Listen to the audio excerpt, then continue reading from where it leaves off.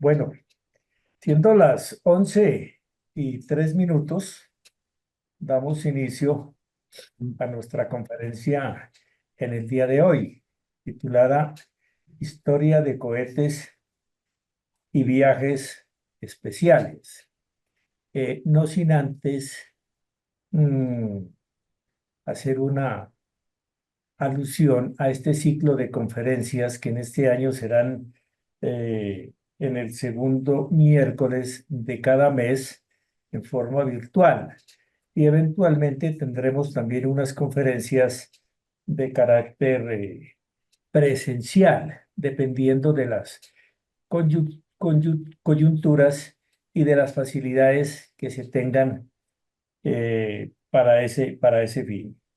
Bien, nuestro invitado en el día de hoy es Mauricio Puertas, bastante conocido por todos los colombianos en razón de su actividad en la astronomía y en la astrología, en la ciencia y en la cultura de nuestro país.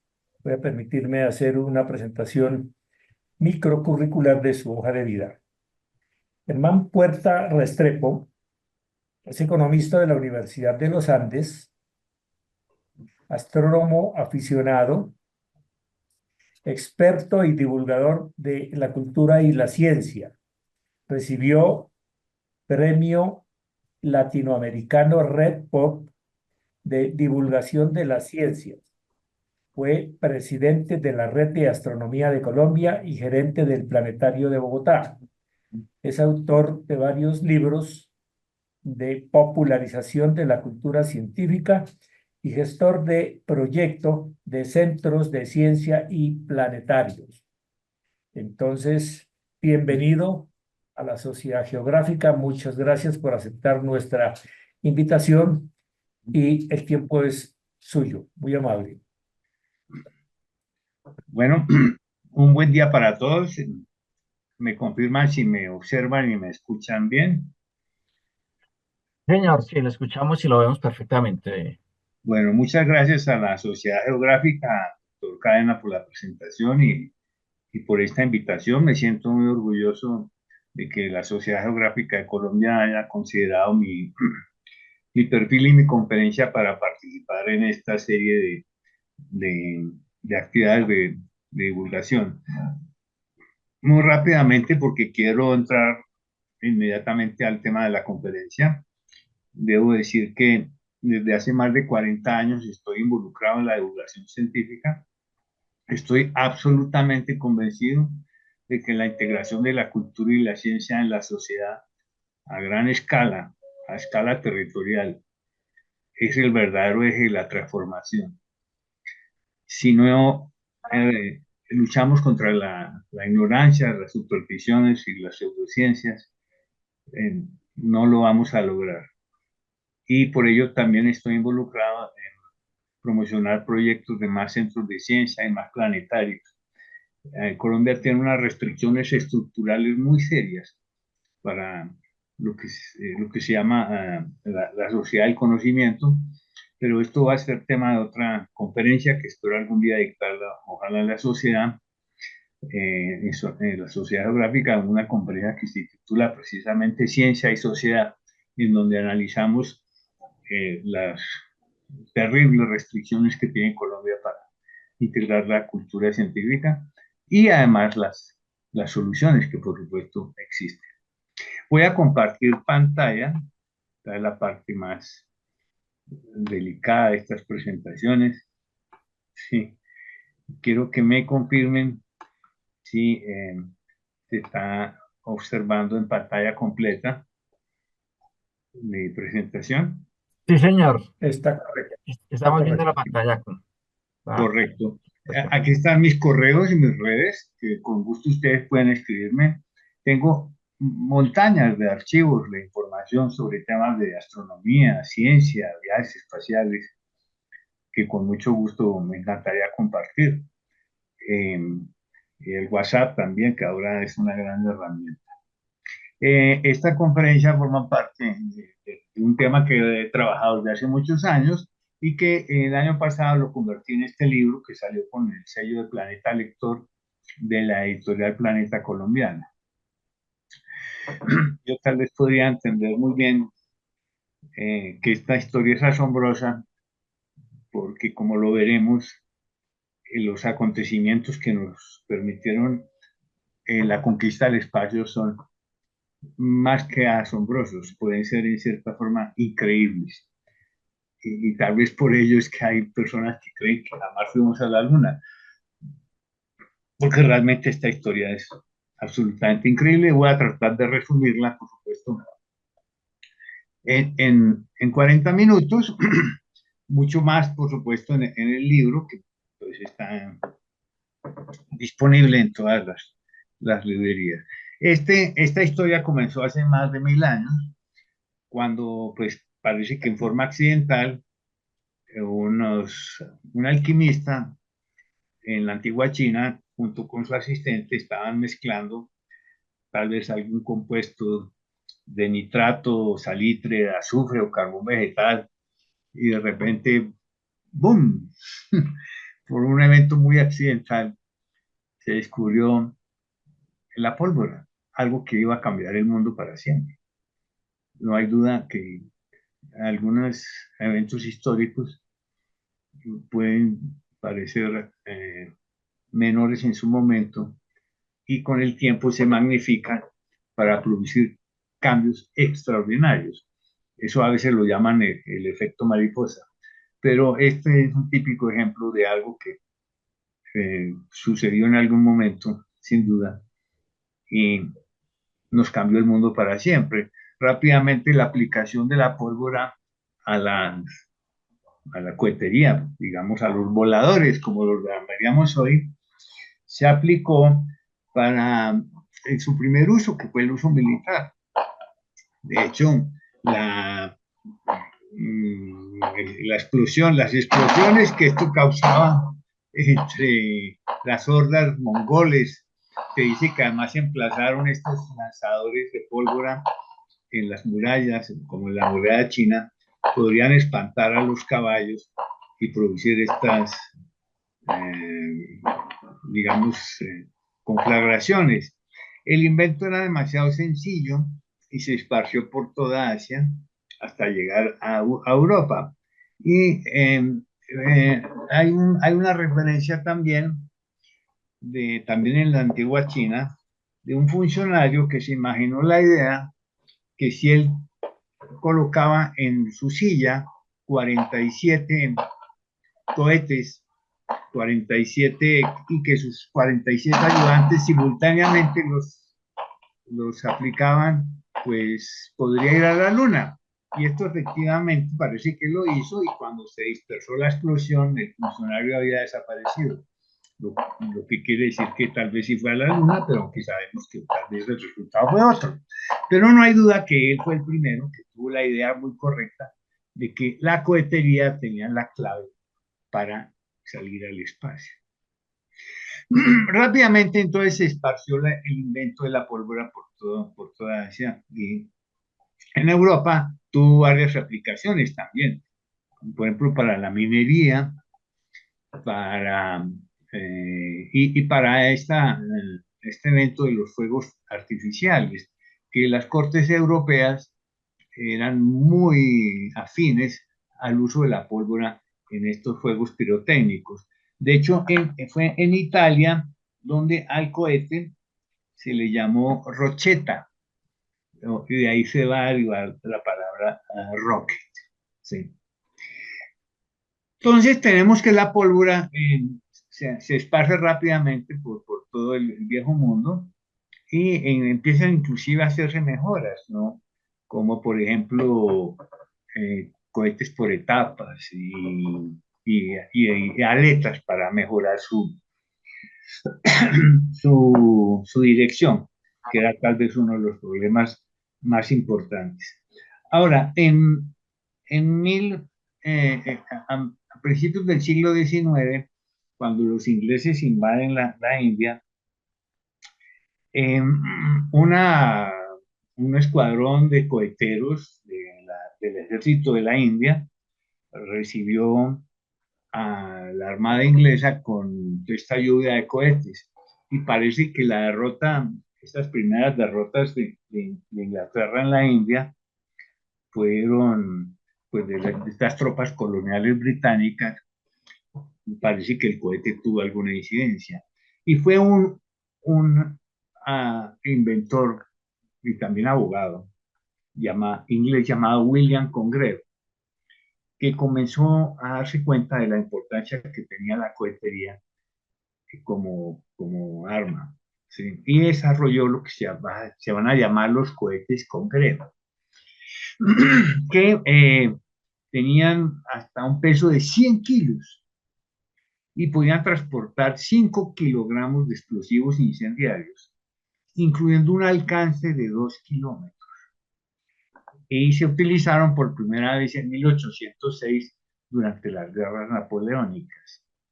Y aquí vemos una ilustración del ataque de la flota inglesa al puerto de Bolonia en Francia, con estos cohetes incendiarios.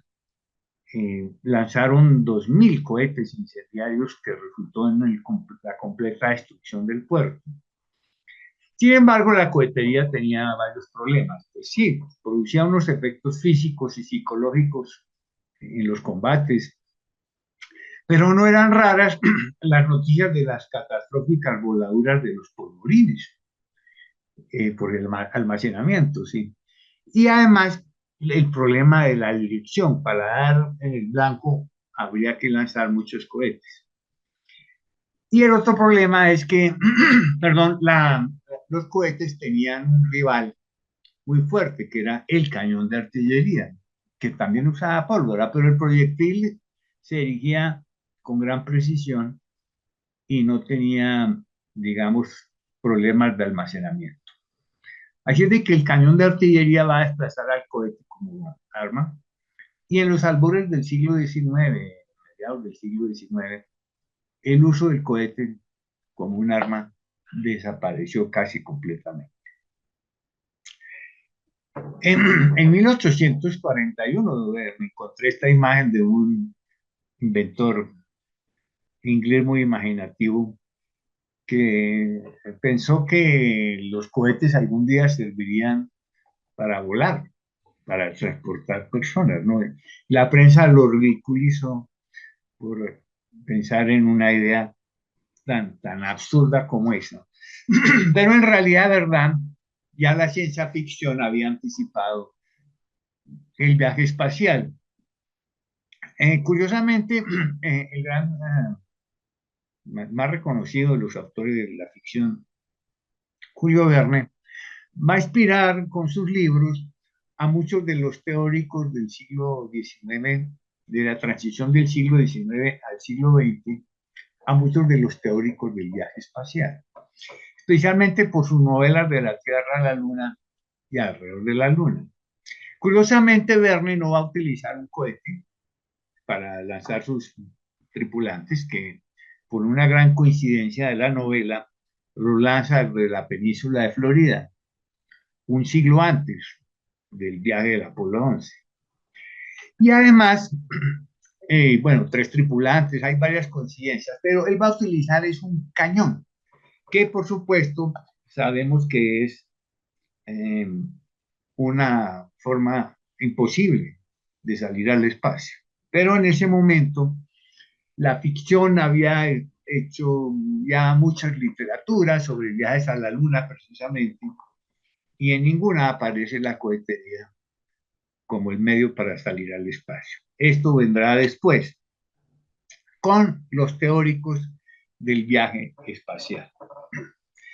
La primera persona que desarrolla un motor de cohete de combustible líquido, un motor pues de combustible líquido, es el peruano Pedro Paulet, un ingeniero nacido en Arequipa que estaba como estudiante en París, en la Sorbona, y él admite y reconoce que se inspiró en las obras de Julio Verne. Paulet desarrolla un motor cohete y en el laboratorio lo una mezcla de peróxido de hidrógeno y oxígeno líquido, y en el laboratorio lo utiliza, lo enciende durante 1 hora y escribe sus resultados. Y dice que funcionó durante una hora sin producir grandes deformaciones al motor. Él nunca pudo volar sus aviones torpedo como los diseñó en el papel, pero sus trabajos fueron conocidos por otros teóricos del viaje espacial. Entre ellos vamos a destacar a Konstantin Tsiolkovsky, o ruso, Alexander Tershevsky, también ruso. Ellos son los que van a desarrollar la teoría del viaje espacial con la cohetería. ¿Sí? Eh, También afirmaron, como tantos otros de su época, que fueron inspirados por Julio Verne. Ahora, Tsiolkovsky desarrolló, basándose en la física newtoniana, una ecuación que ya la llamó la ecuación del cohete, que calcula la velocidad de la nave en función de la variación de la masa del combustible y del impulso del motor. Y con esta aplicación, digamos que Tsiolkovsky inventó, al menos en el papel, lo que se conocería como el cohete espacial. Y también tenemos a Hermann Ober, que va a ser muy importante en Alemania, ¿sí? Que lo veremos más adelante. También está en Francia Robert Hernaut Pelletier, que, un diseñador francés, que inclusive experimentó con los militares la idea de tener misiles balísticos, ¿sí? Hay una anécdota con Pelletier, es que durante una prueba con un cohete de combustible líquido perdió 4 dedos de su mano derecha, debido a una explosión, pero esto no lo desanimó, por supuesto. Pero aquí hay un personaje muy importante a la derecha, que es el ingeniero estadounidense Robert Goddard. Al otro lado del mundo, Robert Goddard va a ser la primera persona que va a volar un cohete de combustible líquido, como lo vemos allí. Eh, en, Esto es en 1926, entre la Primera y la Segunda Guerra Mundial. Y precisamente esta es una fecha muy importante, porque el 16 de marzo de 1926, en el estado de Massachusetts, en Estados Unidos, Goddard elevó su primer cohete de combustible líquido. Esta fue la primera persona que elevó un cohete de combustible líquido en una prueba que el cohete se elevó apenas, como lo ven ahí, es un cohete pequeño. El cohete solo se elevó 14 metros durante 2,5 segundos. Pero no hay duda que este evento hizo temblar las puertas del universo. Más adelante, por supuesto, Goddard mejoró sus técnicas y llegó a tener cohetes que llegaban a más de 2 kilómetros de altura. Inclusive en 1929 incluyó una carga científica, un barómetro y una cámara de fotos. Miren ustedes la historia tan asombrosa. 1926, Robert Goddard eleva su primer cohete de combustible líquido, que solo se levanta a 14 metros. 43 años después, los gigantescos cohetes Saturno V lanzaban las misiones a la Luna. 43 años de diferencia entre este evento y el otro evento. ¿Cómo fue esto posible? Esto realmente va a tener un momento clave con este grupo que vemos allí. Es un grupo de jóvenes coheteros en Alemania, en Berlín. Esto es en 1928. Y que ellos montan una sociedad, estos jóvenes, que se llama la Sociedad Alemana para el Viaje Espacial, conocido como el Círculo BFR, por las siglas en inglés y en alemán, perdón. Y esta fotografía de 1928 muestra a estos jóvenes que están siendo apoyados por Hermann Oberth, que es uno de los grandes físicos teóricos del viaje espacial.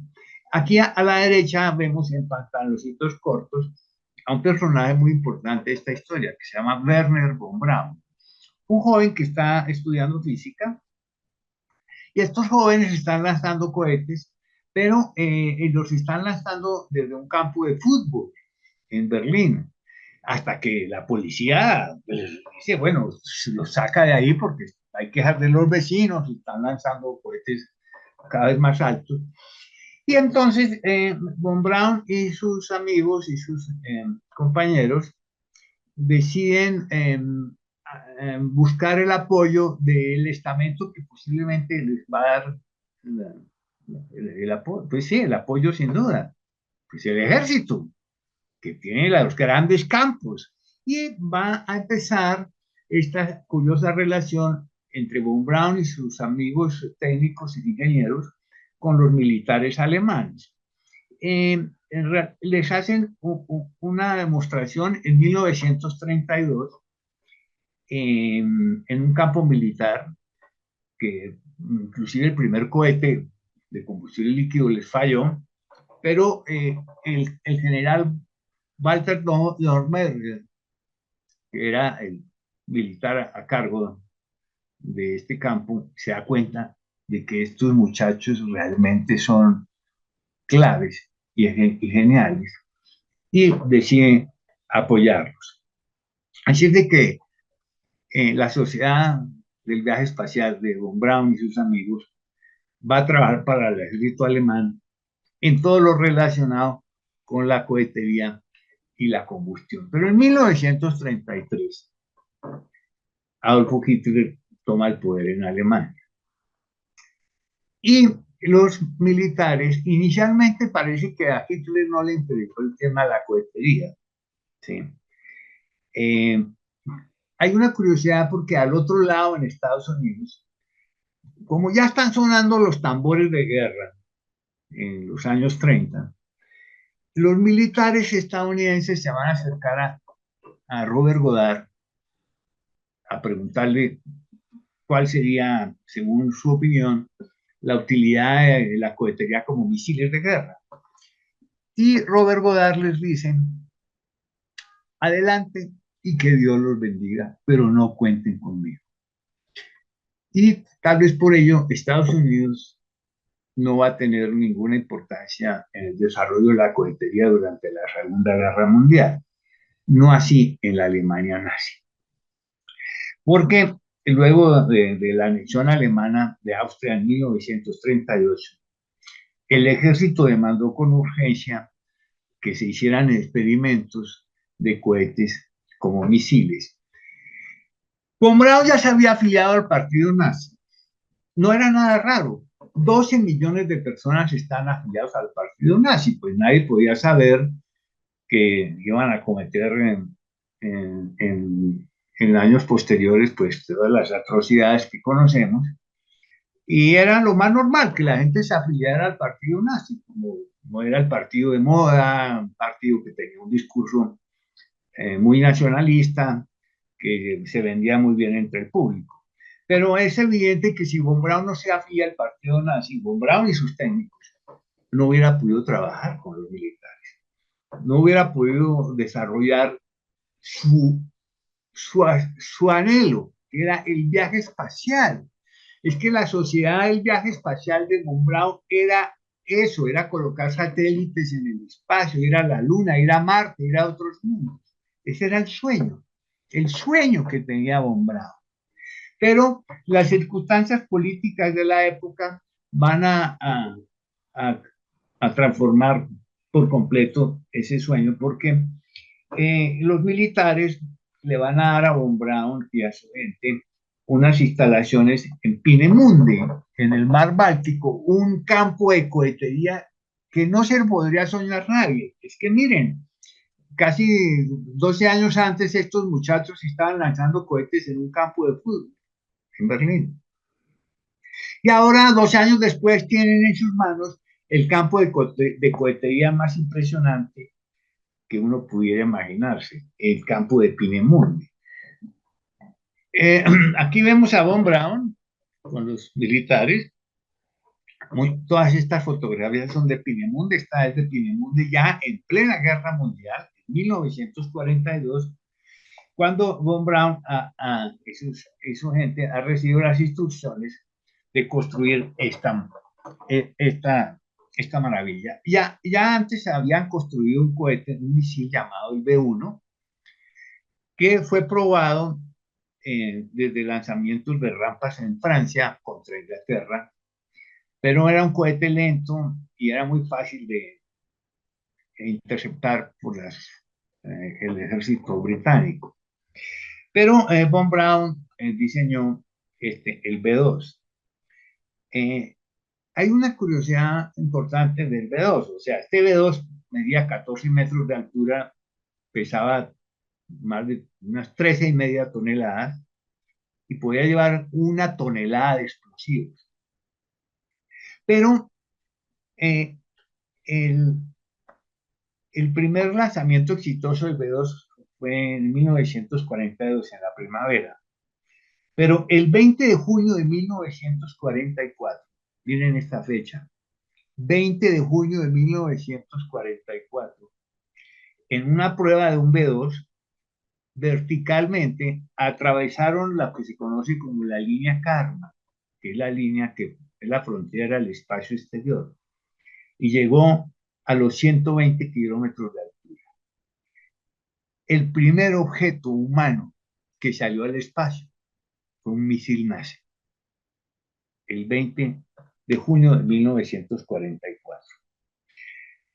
Los ataques del B-2 contra Londres comenzaron el 8 de septiembre de 1944. Desde ese momento hasta el final de la guerra se lanzaron más de 5.000 cohetes B-2 que viajaban a una velocidad de casi 5 kilómetros por segundo y caían verticalmente. Eran imposibles de detener, a diferencia de los lentos B-1 contra los B-2 no había defensa. Aquí vemos inclusive algunas demostraciones de los B-2. Aquí vemos ni más ni menos que, que al ministro de propaganda nazi y los jerarcas nazis, y se sabe que Adolf Hitler asistió a un lanzamiento B-2. Esta es la única fotografía que encontré o que se conoce de Adolf Hitler en Peenemünde. Entonces, el ataque contra los británicos, especialmente en Londres, comenzó. Miren ustedes el efecto que producía el impacto de un B-2. Esto acaba con una cuadra completa. Eso era un impacto tremendo.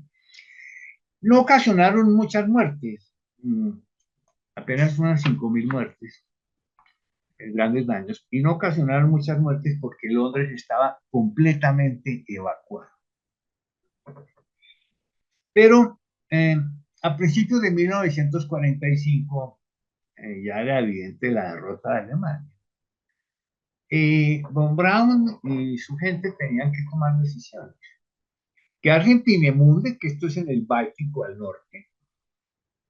noreste de Berlín, quedarse allí a esperar que llegara el ejército rojo, el ejército ruso que venía como una aplanadora por el oriente, ¿sí? O tratar de ir hacia el sur a encontrarse con las líneas aliadas, con las líneas de Estados Unidos. Von Braun toma la decisión, se sabe que este fue un viaje muy peligroso porque la Gestapo ya había órdenes de eliminar a cualquiera que tratara de escapar. De hecho, se sabe que Von Braun había tenido problemas con la Gestapo porque Von Braun nunca estuvo de acuerdo en el bombardeo de Inglaterra. Y se sabe que inclusive fue arrestado durante algunos días, pero fue el propio coronel Don Berger el que le escribió a Adolfo Hitler diciéndole que si no liberaban a Von Braun no se podría hacer el desarrollo del programa de misiles. El caso es que dice la leyenda que Von Braun, aquí lo vemos con Don Berger, que es el que está de gabardina a su izquierda, y inclusive un hermano de Von Braun también, y varios técnicos, cruzaron la línea del frente austriaco. Dice la leyenda que cuando Von Braun cruza, un sargento de Estados Unidos le apunta con su arma. ¿Quién va? Si ese sargento dispara, Estados Unidos no habría llegado a la luna. Von Braun está feliz. El sueño americano, el American Dream, va a lograr en Estados Unidos todo lo que él ha pensado. Va a desarrollar. Él no ha abandonado su sueño.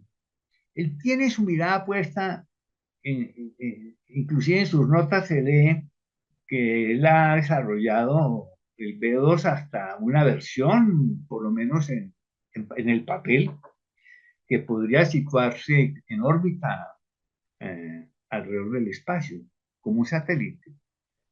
Está en el papel. Von Braun está feliz porque va a poder desarrollar su sueño en Estados Unidos.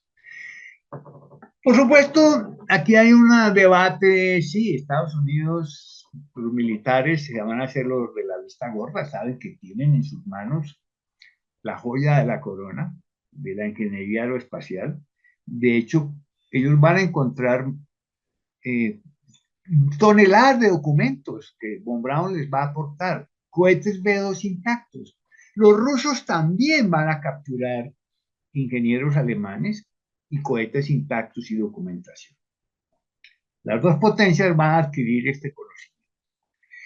En 1947, entonces, Von Braun ya está instalado en Estados Unidos y el ejército le provee de un campo de pruebas de misiles, no de misiles, de cohetes, en un lugar en Florida llamado Cabo Cañaveral. Y aquí vemos el primer lanzamiento de un cohete por Von Braun, es un B2, claramente es un B2. El B2 es sin duda el ancestro directo de todos los misiles y de las naves espaciales. El B2, que recibe su nombre por un vocablo alemán que significaba la segunda arma del castillo.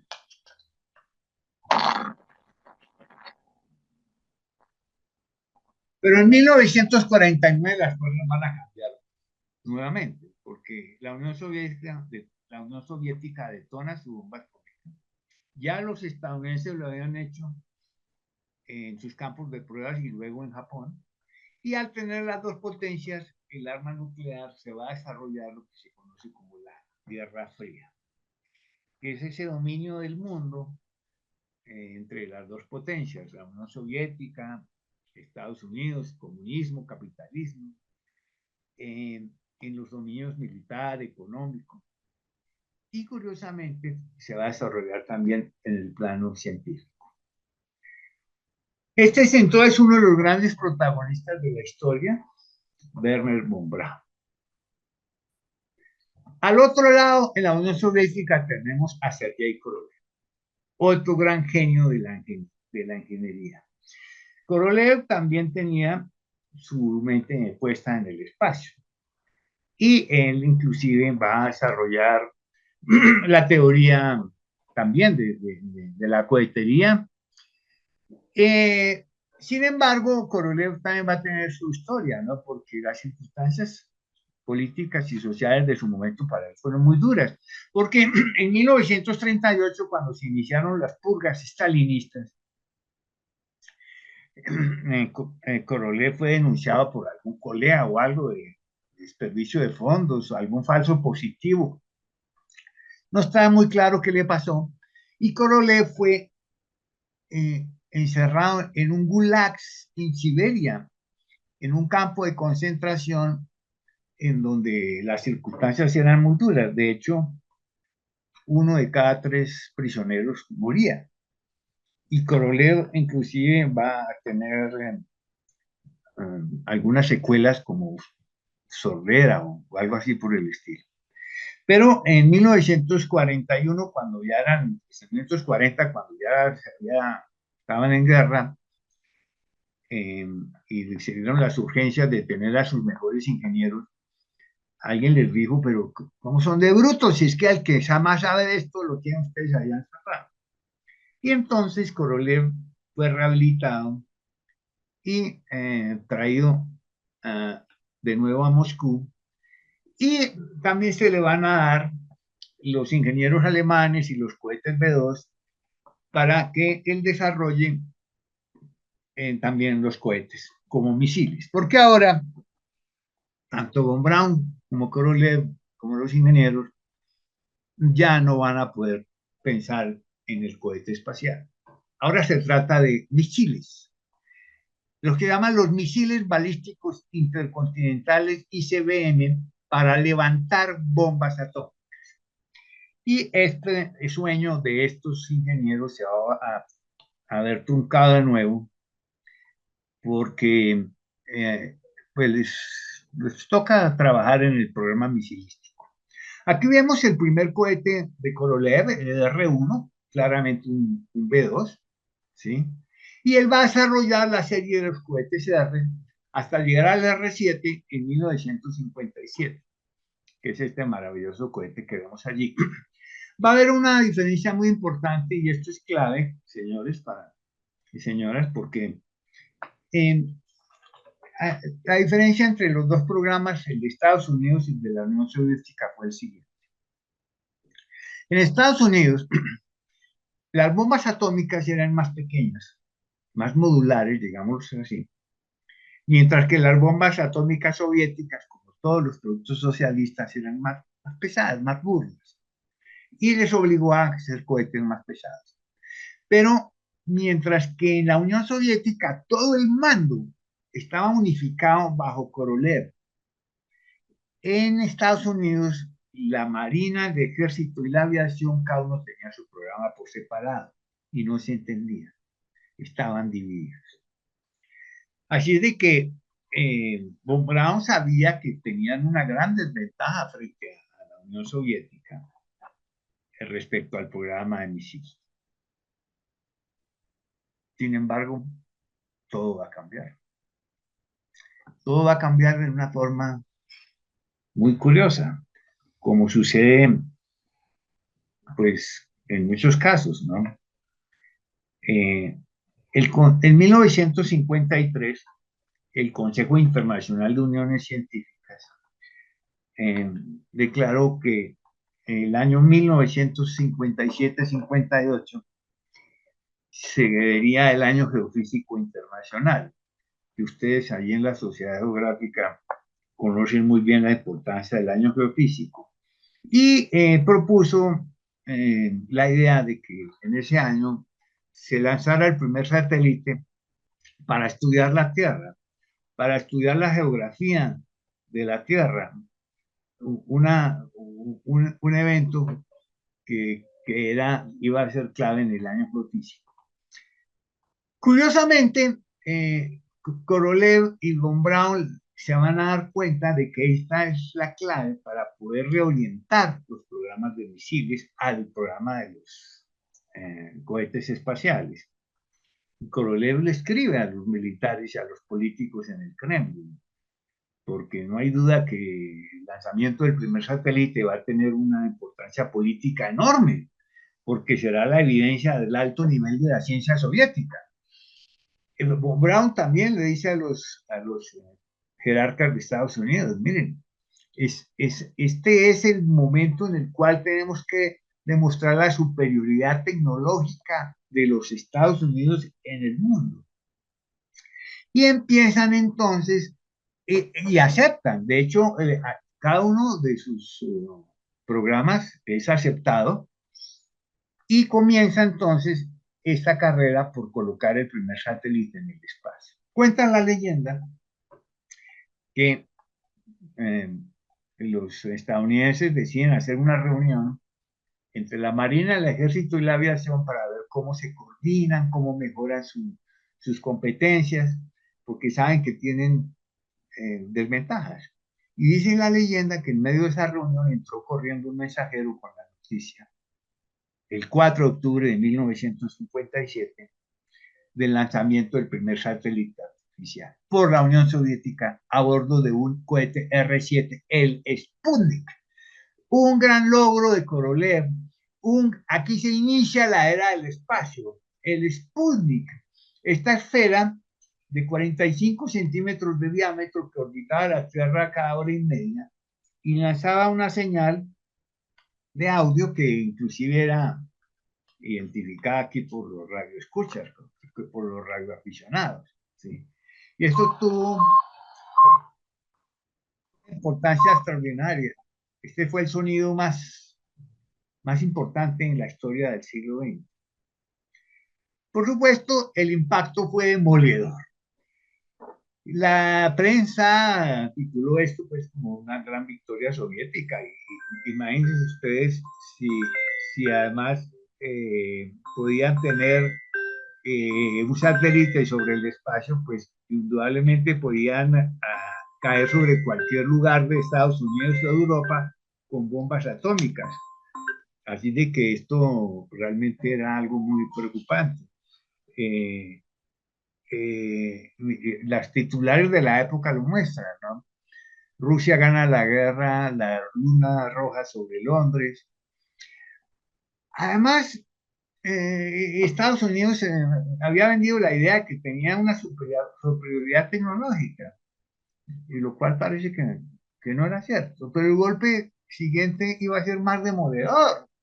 El primer ser humano que va al espacio, pero antes hay que enviar un ser vivo. Está ahí la historia de la perrita Laika, que la envían solamente unos 20 días después del Sputnik.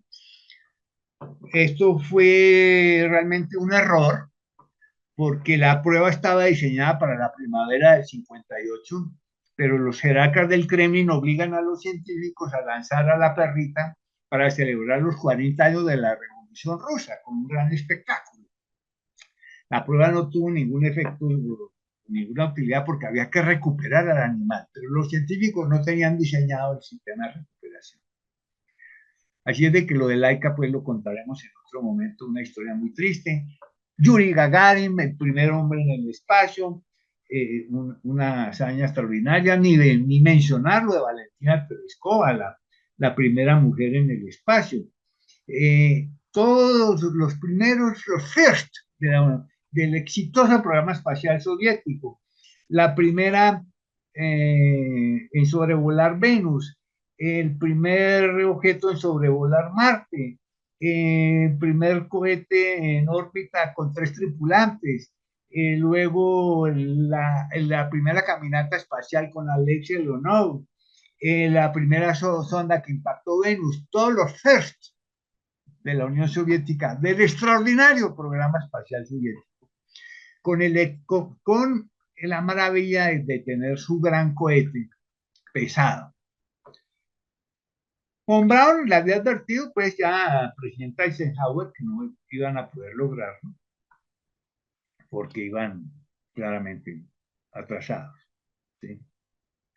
Entonces, inclusive el primer satélite de Estados Unidos se estalla en plataforma, un gran ridículo, y hasta que logran Von Braun y sus ingenieros colocar el primer éxito, que es el Explorer 1, en 1958. Pero este era el panorama sobre el momento. Mire usted la diferencia del cohete R-7 contra los Júpiter de Von Braun. Así de que realmente la situación no era nada buena. La Unión Soviética explota muy bien su éxito. Es la era del espacio, es la era en que los jóvenes, los campesinos, los obreros, las mujeres, vamos a ir al espacio, vamos a ir a la Luna, a Marte. Esta es la nueva era, los años 60. Para los que conocieron los años 60, saben que esta fue una época de cambios extraordinarios, monumentales, vertiginosos, de un optimismo desbordado. Los 60 del siglo pasado fueron absolutamente extraordinarios. Toda esa ciencia ficción de los años 50 ya no era ficción, era realidad. Es la era del espacio que nos llevó a esto que tenemos. Casi Estados Unidos le quita el mando a los militares y se lo entrega a los civiles, creando la NASA en 1958, y el presidente Kennedy en 1961 hace la gran apuesta. Yo creo que él le consultó, bueno, lo sabemos, a los científicos si esto era posible, y los científicos le dicen, si usted nos da todo lo que le pedimos, dígalo, acéptelo. Y ante el Congreso de Estados Unidos pronuncia su famoso discurso, tal vez uno de los discursos más importantes en la historia de la ciencia. Antes que termine la década, una tripulación estadounidense descenderá en la Luna. y vamos a ir a la luna, no porque sea fácil, sino porque es muy difícil. Y esto se pudo lograr por una extraordinaria conjunción de tres factores. Primero, inmensos recursos humanos, técnicos y financieros. 250.000 millones de dólares costó el programa espacial de Estados Unidos a precios de hoy. Pero la decisión irrevocable de que van a derrotar a la Unión Soviética en la carrera a la Luna. Inclusive esto empezó, bueno, no voy a hablar de los programas Mercury, Gemini, Apolo, inclusive el programa Apolo comenzó con una espantosa tragedia en el Apolo 1, en donde murieron los tres astronautas, pero en tierra, ¿no? En una prueba en tierra. Pero esto, la decisión estaba tomada. Esto es un programa de Estado, esto no es un programa de gobierno. Esto es lo que diferencia a un programa, a una decisión de nación, de Estado, a un programa de un gobierno. Esto es una decisión de Estado. Y este sueño se hace realidad, finalmente, en el 16 de julio de 1969, cuando se lanza la misión Apolo 11 con el comandante Neil Armstrong, el piloto del módulo de lunar Edwin Aldrin y Michael Collins, que les va a esperar en el módulo de comando. El éxito se debe sin duda a esta maravilla diseñada por Von Braun, que es el cohete Saturno V. 111 metros de altura, 12 metros de diámetro, 4.000 toneladas de peso, de los cuales las 2/3 partes es combustible hidrógeno de oxígeno líquido. Este coloso, para levantar ese peso, tiene que alcanzar la velocidad de 11 kilómetros de altura, de 11 kilómetros por segundo, para lanzar la cápsula con su carga útil al espacio. Esto consume en su primera etapa 40.000 galones de combustible por segundo, cada segundo, 40.000 galones. ¿Sí? Aquí vemos a Von Braun, sin duda, con los 5 motores del Saturno V. ¿Sí? Y el 20 de julio se hace realidad este sueño milenario de ir a otro mundo. Cuando Neil Armstrong pisa la luna y pronuncia sus famosas frases: este es un pequeño paso para el hombre, un gran salto para la humanidad. En realidad, una anécdota es que cuando ven fotografías del Apolo 11, todas son de Aldrin. El que vemos es Aldrin, ¿no? Porque era Neil Armstrong el que llevaba la cámara. Y en aquella época no se hacían selfies. De hecho, Armstrong solo aparece 2 veces y una de ellas es reflejándose en el casco de Aldrin.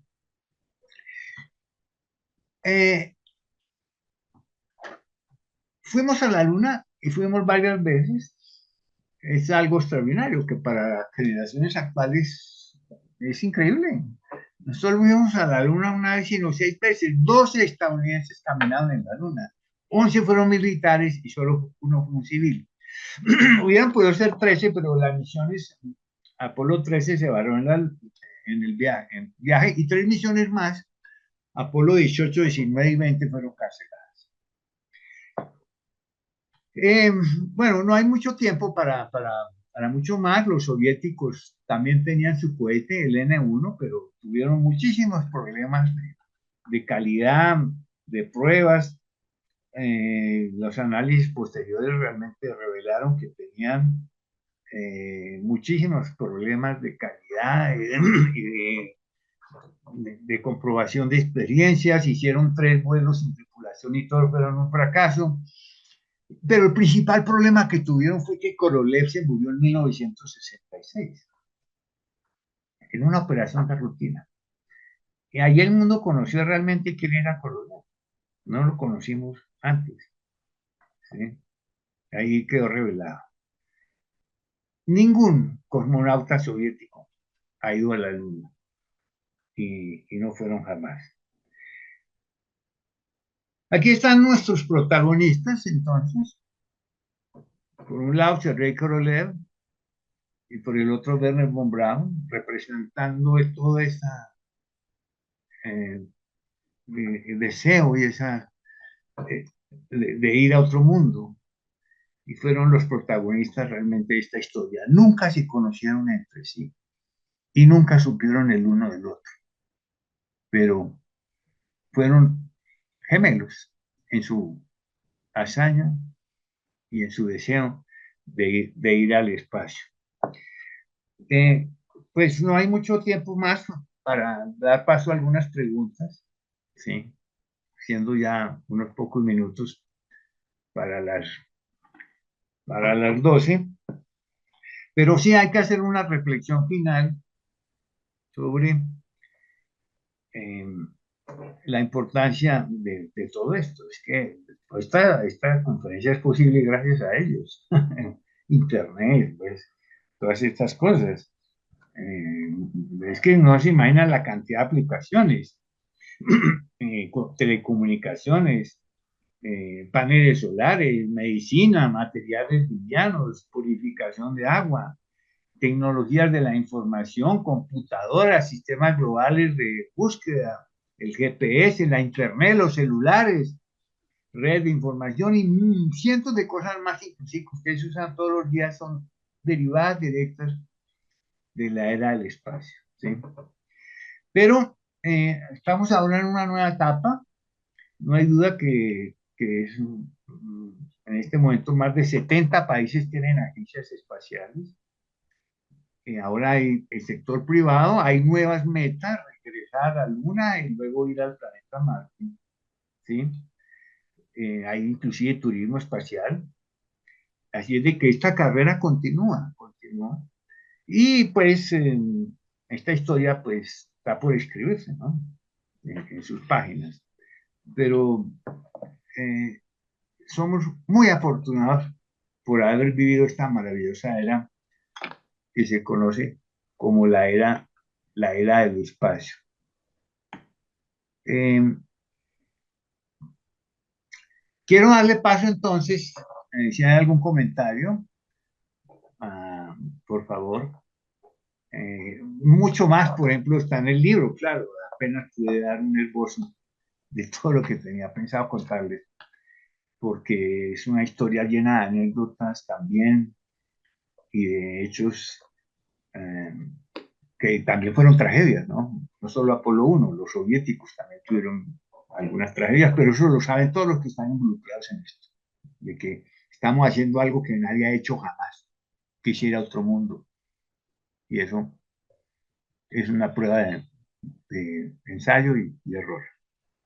Bueno, muchísimas gracias a Germán Puerta. Realmente fueron tantos años, casi un siglo, en 35 minutos. Le agradecemos mucho por esa brillante oportunidad de recordarnos la época de la cohetería y el origen de esta cosa tan grave que es la guerra nuclear. Entonces, el origen de la guerra nuclear.